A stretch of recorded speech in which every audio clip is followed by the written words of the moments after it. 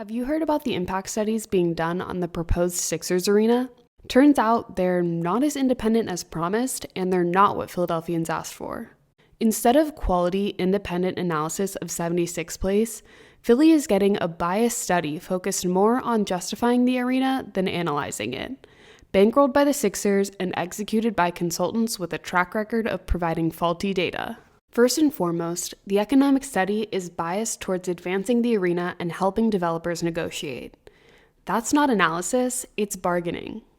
Instead of analyzing the true economic consequences of a downtown arena, consultants are supposed to assume the arena's harms can be mitigated and focus on factors that will help developers negotiate with the community to get this built, despite opposition and despite the facts. Evidence is clear that arenas do not drive economic growth. The consultants doing the economic study of 76Place consistently provide faulty data and incorrect projections. PIDC has skewed the results of this economic study not only with a narrow and biased scope of analysis, but also by selecting CSL for the contract. CSL is a consultant with a reputation for faulty data on sports venue projects, known to provide egregiously incorrect financial projections. It turns out justifying sports arenas is big business.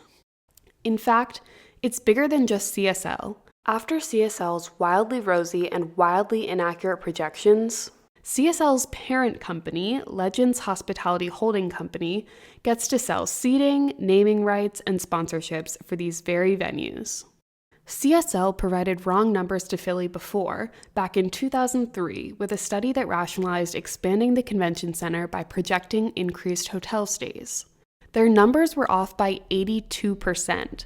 Hotel stays went down by 26% in Philly, despite CSL's projection that hotel stays would increase 56%. Of course, the city's studies won't tell you all of this, but we don't need a study to tell us that arenas are rarely actually, quote, privately funded. Taxpayers end up footing the bill for stuff like electric upgrades and the rerouting of traffic and public transportation.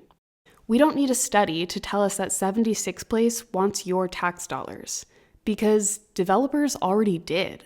We don't need a study to tell us that 76Place's promises can't be trusted. The Sixers promised tax revenue, revitalization, and jobs when they moved their HQ to Camden. Today, that facility employs only 11 Camden residents. We don't need a study to tell us that sports arenas are bad for cities, and we don't need a study to tell us that Chinatown is one of Philadelphia's most beloved gems. Don't let Philly get duped by bogus studies. Call your council member and tell them, don't trust biased studies. Follow our Studying 76Place campaign for more.